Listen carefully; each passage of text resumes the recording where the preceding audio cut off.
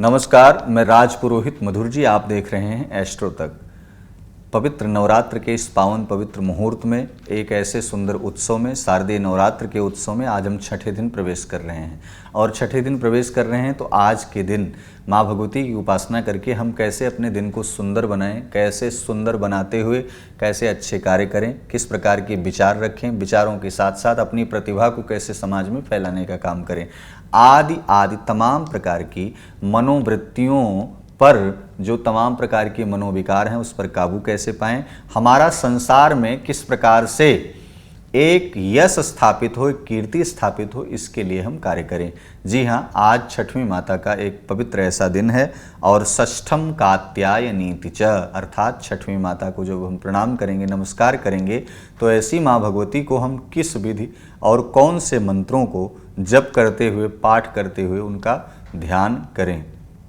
कात्यायनी माँ भगवती एक ऐसा स्वरूप है जो तमाम प्रकार के राक्षसों का तो उन्होंने हनन किया ही था, लेकिन शुंभ और निशुंभ जैसे राक्षसों को और उनके तमाम प्रकार के फैलाए गए अपराधों का उन्होंने समूल विनाश किया था।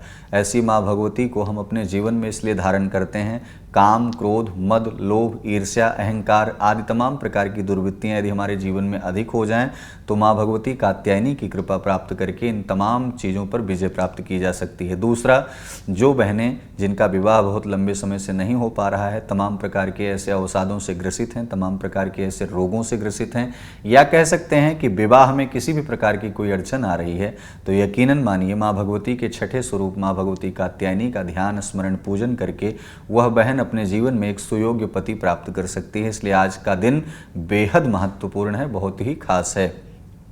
अब जो सबसे अच्छी बात और जो सबके लिए है, जो सबसे हितकर है, माँ भगवती कात्यायनी का अनुसरण हम इसलिए करते हैं यदि हमारे किसी भी व्यापारिक दृष्टिकोण से किसी भी मार्ग में या फिर राजनैतिक या सोशल वर्क में किसी भी प्रकार का कोई अज्ञात शत्रु खड़ा हो जाता है जो कि हमें जानकारी नहीं होती है, तो ऐसे शत्रुओं का भेदन करने वाली माँ भगवती कात्यायनी, उनका हम सुंदर विधि से पूजन और पाठ करते हैं, यज्ञ करते हैं, जप करते हैं, तप करते हैं, उन्हें प्रसन्न करते हैं। आइए हम माँ भगवती कात्यायनी को प्रणाम करते हैं। सुंदर श्लोकों में प्रणाम करेंगे। सर्व मंगल मांगल्ये शिवे सर्वार्थ साधिके शरण्ये त्र्यंबिके गौरी नारायणी नमोस्तुते।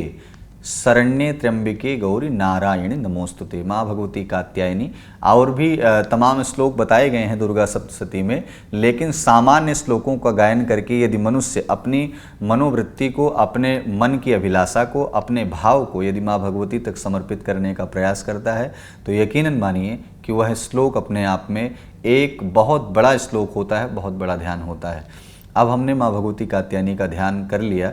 ध्यान के साथ साथ जब हम पूजन की प्रक्रिया की तरफ आगे बढ़ेंगे तो सबसे पहली बात, आज के दिन जब पूजन करेंगे तो किस प्रकार के वस्त्रों को धारण करें, किस प्रकार के आसन पर विराजमान हो। पीले वस्त्रों को धारण करेंगे, पीले आसन पर विराजमान होकर के माँ भगवती की पूजा करेंगे, पीला चंदन ही मस्तक में लगाएंगे। साथ साथ माँ भगवती की प्रतिमा को जब आज सजाने और संवारने का कार्य करेंगे तब भी पीले वस्त्रों में ही उन्हें समलंकृत करेंगे। अब भगवती का पूजन यथाविधि करना है। जिस प्रकार से आप स्नान ध्यान करा रहे थे, ठीक उसी प्रकार से जल से स्नान कराएं, पंचामृत से स्नान कराएं, पंचामृत के स्नान कराने के बाद पुनः शुद्ध जल से स्नान कराएं। माँ भगवती को वस्त्र के रूप में सुंदर चुनरी या साड़ी समर्पित करें। साथ ही साथ आज उस वस्त्र में सुंदर इत्र भी लगाना है। इत्र इसलिए लगाना है जिस प्रकार से माँ भगवती कात्यायनी का पूजन करने से जो व्यक्ति उनका ध्यान करता है उसके जीवन में आने वाली समस्त कठिनाइयाँ दूर हो जाती हैं। इस इत्र को चढ़ाने से आपके जीवन में आने वाली कठिनाइयाँ वो दूर भाग जाएंगी और आपका एक जो रास्ता होगा, धर्म का पथ होगा, वो अपने आप में महकता हुआ पथ होगा। तो अब ऐसे में आज माँ भगवती को प्रसन्न करने के लिए गुलाब के पुष्पों की माला, कात्यायनी को गुलाब के पुष्पों की माला आज अवश्य ही चढ़ानी है।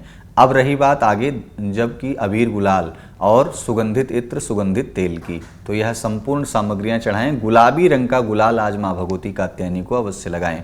साथ ही साथ क्या करना है, अब धूप दीप नैवेद्य, माँ भगवती को धूप समर्पित करें, एक सुंदर घी का दीपक जलाएं और नैवेद्य में आज के दिन सुंदर मिष्ठान चढ़ाएं। मिष्ठान में कुछ भी घर का बना हुआ साफ शुद्ध हो सकता है, जो विशुद्ध मिष्ठान हो वही माँ भगवती को समर्पित करें।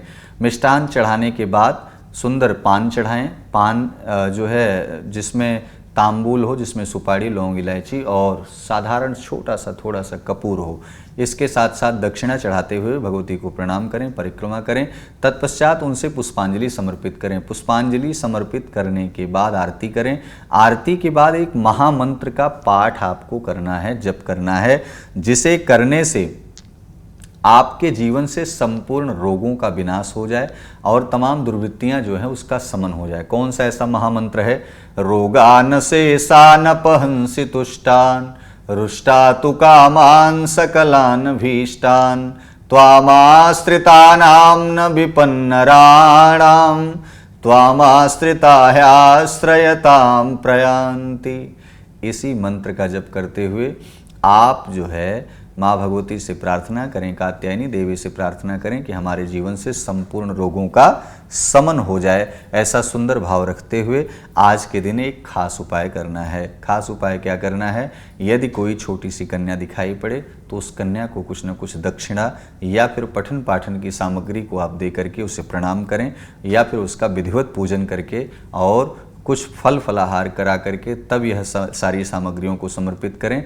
ऐसा करने से आपका दिन शुभ होगा और कहीं न कहीं माँ भगवती कात्यायनी आपके लिए प्रसन्नता पूर्वक आशीर्वाद देंगी। इसी मंगल कामना के साथ हम आपके जीवन में छठे इस नवरात्र के पवित्र पावन पर्व पर मंगल कामना करते हैं कि आपके जीवन में यश कीर्ति प्राप्त हो, तमाम प्रकार के धन धान्य से आप परिपूर्ण हो, सदैव धर्म के प्रति, स्त्री के प्रति, नारी के प्रति आपका सदैव सम्मानजनक दृष्टि आपकी सदैव बनी रहे। इसी मंगल कामना के साथ आप ऐसे ही वीडियो, ऐसी जानकारी के लिए आप हमारे साथ एस्ट्रो तक पर बने रहें। नमस्कार। एस्ट्रो तक ऐप पर आपको मिलेगा भविष्य से जुड़े हर सवाल का जवाब। डाउनलोड कीजिए एस्ट्रो तक ऐप और चुटकी में जुड़िए इंडिया के बेस्ट एस्ट्रोलॉजर से।